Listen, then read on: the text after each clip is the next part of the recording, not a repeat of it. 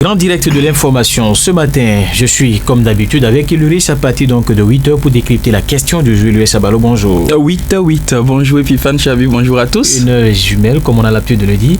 Oui, mais moi je fais pas souvent de vœux parce que je sais pas si c'est une bonne heure jumelle ou une mauvaise heure jumelle. D'accord.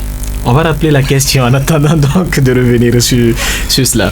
On parle santé, vous avez commencé par le dire Epiphane Chabi, le virus Mpox, aussi appelé variole du singe, se propage de plus en plus, notamment en Afrique.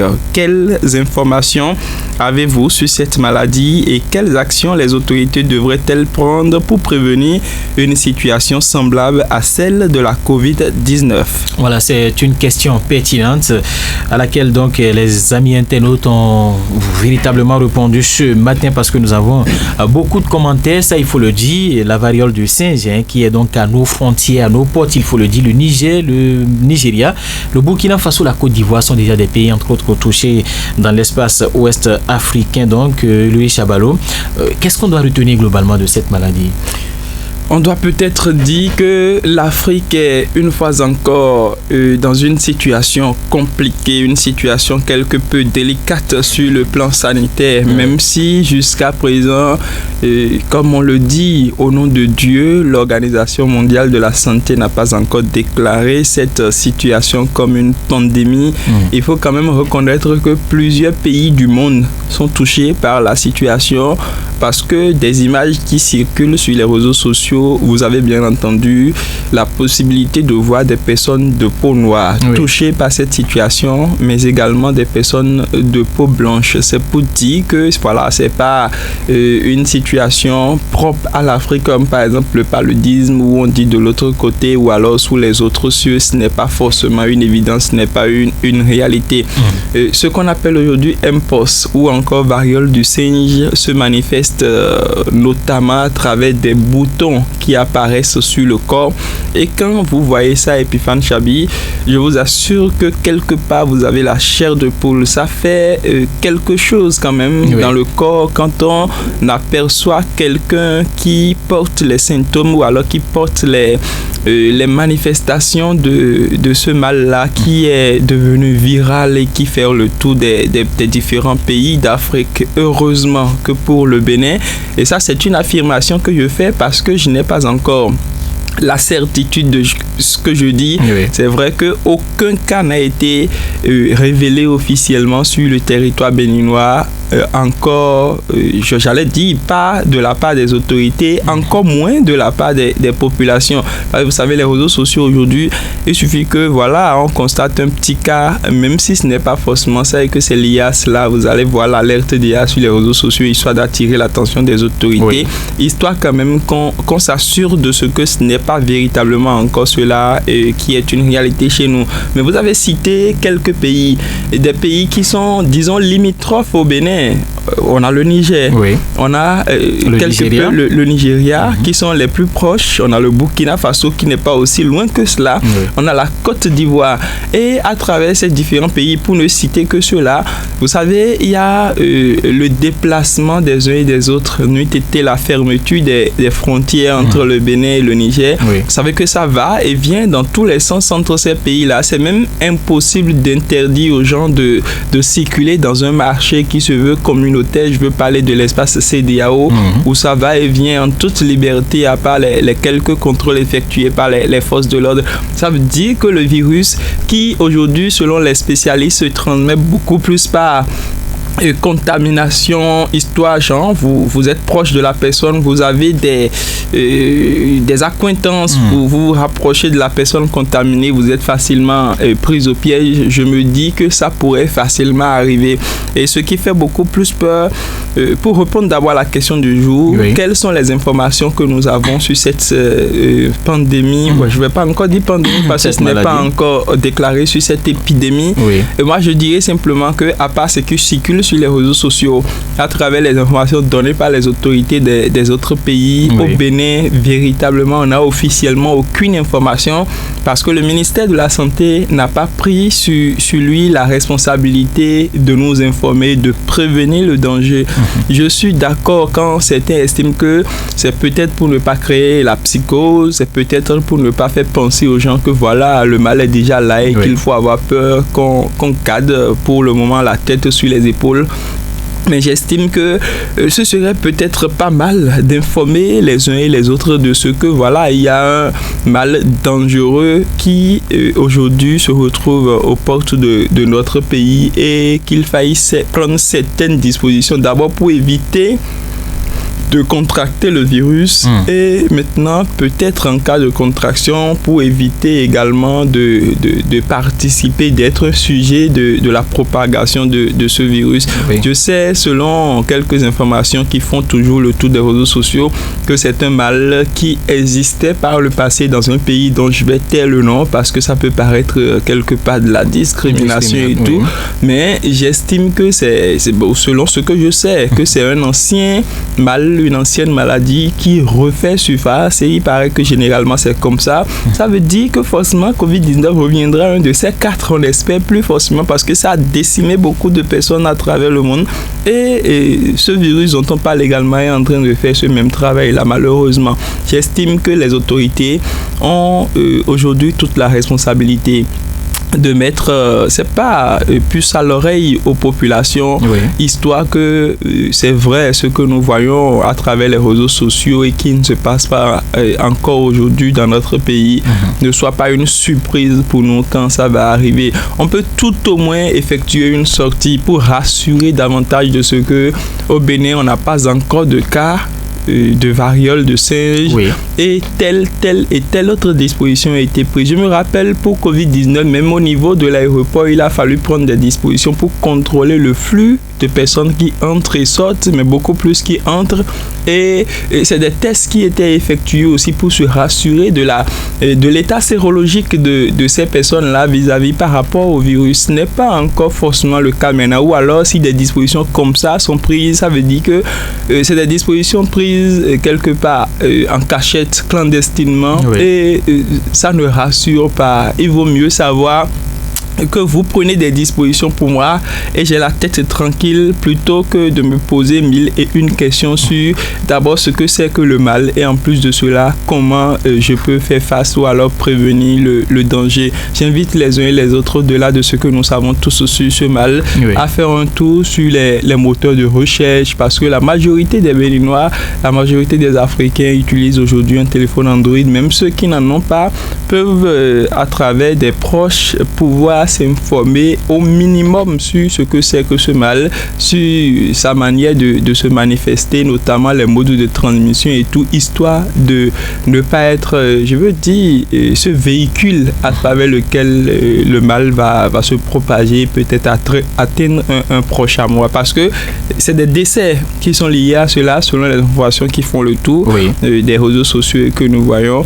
C'est des cas graves également qui sont dénombrés dans certains pays. Je ne vais pas évoquer des chiffres ce matin pour faire peur à nos auditeurs. Voilà, donc il y a urgence que les autorités sanitaires béninoises réagissent au plus tôt pour donc prévenir ce mal. On va passer maintenant aux commentaires de nos amis internautes à travers la page Facebook. Assez de commentaires, vous l'avez dit tout à l'heure, c'est une réalité. Wi-Fi, l'enfant du paradis, sacré identifiant pour ce porteur du tout premier commentaire. Il dit dans un commentaire pas trop court, bonjour Fraternité FM, la variole du singe est une maladie infectieuse émergente causée par un virus transmis par des animaux infectés, le plus souvent des rongeurs.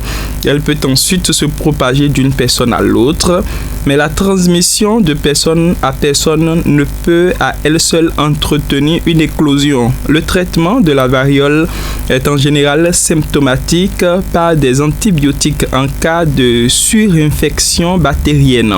Le médicament antiviral Tecovirimat a été approuvé par l'US Food and Drug Administration, FDA en abrégé, en 2018, puis en 2021. la FDA a approuvé également le brincidofovir pour le traitement de la variole. C'est tout ce que je peux dire à propos. Je suis Charles Kounoudi. C'est certainement quelqu'un du secteur de la santé. Je voulais poser cette question. Parce que voilà, les thèmes sont beaucoup plus techniques. Et il semble se retrouver dans ce monde-là. Merci quand même pour tous ces détails. J'espère que ça va apporter un plus à nos auditeurs, à nos internautes également. Younous Le Toubab, c'est un habitué. Dans ce commentaire, il dit: salut la radio, la population est déjà stressée par ce nouveau virus. Il est temps de nous situer réellement sur les règles de barrière pour faire face à ce mal. Ferry a dit surtout: bonjour le plateau du grand direct de l'information. Je veux juste inviter le gouvernement à communiquer autour de cette maladie afin que chacun de nous prenne des dispositions pour éviter la maladie et la repousser si possible. Ferry a dit surtout, nous écrit depuis Wourou Tokoro. Adegoke Nestor Kedolou, que le Seigneur guide nos autorités afin de préserver le peuple de ce mal. Amen. Nawal Sourokou, bonjour la radio Fraternité. Le gouvernement doit prendre les mesures nécessaires pour éviter que ce mal arrive jusqu'au Bénin. Voilà, une mission confiée aux autorités béninoises. Et bien par Nawal Sourokou à qui nous disons bonjour ce matin. Donatien Vaudumbo. Bonjour Fraternité FM. Moi, je pense que nos autorités sanitaires doivent arrêter des discours parfois pas utiles et être vigilantes, préventives et opter pour une prise en charge des personnes victimes de cette maladie en cas où on enregistre déjà. Bonne semaine à chacun et à tous. Bonjour Amos Doctoro. Bonjour le plateau du grand direct de l'information. De mon côté, je n'ai pas encore assez d'informations à propos de ce mal, mais aucune maladie n'est préférable. Du coup, celui qui a entendu que la guerre vient se prépare ou fut avant l'arrivée de cette guerre. Il faut que l'État regroupe tous les personnels de santé, surtout les traditionalistes, afin qu'ils fassent des recherches sur ce mal et nous proposer quelques astuces pour lutter contre cette maladie et très tôt. Bohou Amos Doctoro, depuis Saint-François de Sales au Kedama. Merci et bonne suite d'émission à vous. C'est le quartier d'Amagourou qui est au Kedama dans la tête de beaucoup de personnes, il faut le dire. Franck Tosoupé. Bonjour Radio Fraternité. La variole de singe est une maladie contagieuse. Aucune personne n'est à l'abri, sans distinction de sexe ni d'âge, encore moins de taille. Nous allons encore reprendre l'observation des gestes barrières, certainement comme le cas avec Covid-19, et pour éviter toute contamination. Les autorités en charge de la santé doivent commencer par sensibiliser la population face à ce mal, même au-delà des radios, des télévisions, des réseaux sociaux. Ces autorités doivent mettre un mécanisme pour qu'un Béninois vivant dans une ferme, la dernière des fermes du pays, soit informée. Les autorités doivent également contrôler les entrées et sorties au niveau de nos frontières, mais également au niveau de l'aéroport. Franck Tosoupé a fait cette belle proposition aux autorités. Géraud Darwignon, il dit: je vous écoute. Ne nous écoute pas seulement, tu peux nous lire également, puisque des commentaires sont disponibles sur la page Facebook. C'est lundi matin, on ne va pas tergiverser. On va terminer par François Rick Kouamina, porteur du tout dernier commentaire. Personnellement, je n'ai aucune idée sur cette maladie qu'on appelle variole de singe rouge. Il complète rouge. C'est pas si... C'est pas si... C'est bizarre. C'est en Afrique qu'on retrouve des singes rouges, je crois. Des singes avec le ventre quelque peu de couleur rouge. Ce n'est pas de ça qu'il s'agit, cher ami. Aussi dangereuse comme... Et la Covid-19, il est impérieux que nos dirigeants mettent déjà en place des plans de riposte au cas où cette maladie survenait chez nous au pays. N'attendons pas que le mal soit là avant de chercher quoi faire pour l'éradiquer. Bon début de semaine à tous. Message de François Rick Kwamena. Il faut préciser, Pifan Chabi, que c'est un habitué de cette rubrique. Oui, très habitué. Et également, on dit merci à tous ceux qui ont laissé des commentaires, ceux dont les commentaires n'ont pas pu être livrés ce matin. Et parlant de ceux-là, je pense que je dois livrer le commentaire de Jacques Aruin pour bien démarrer ma semaine. Bonjour les amis de Fraternité FM. Par rapport à la question du jour, variole de singe, moi j'ai peur. Ça fait peur au Bénin. C'est votre ami Jacques Arouin du quartier Transa. Voilà, j'ai rempli ma mission ce matin. Voilà, mission accomplie, dira-t-on tout simplement. Merci à tous ceux qui ont commenté. Demain, on va se retrouver à la même heure avec toujours... on parle d'éducation demain. Voilà, on parle d'éducation demain. Oui, je crois que c'est bien normal puisque nous sommes là à quelques jours. Il faut déjà commencer par décompter de la rentrée scolaire 2024-2025. Merci à vous, Ulrich Chabalo. Très bonne semaine à vous. Merci également à Christian Avossetien. Merci à Fongelos Olo également qui était donc derrière la caméra ce matin. C'est grâce à lui que vous nous voyez donc chez vous à travers nos différentes pages, je vais dire Facebook, YouTube et toutes les autres pages que vous connaissez évidemment qui sont estampillées donc Fraternité FM. Merci de votre fidélité mesdames et messieurs.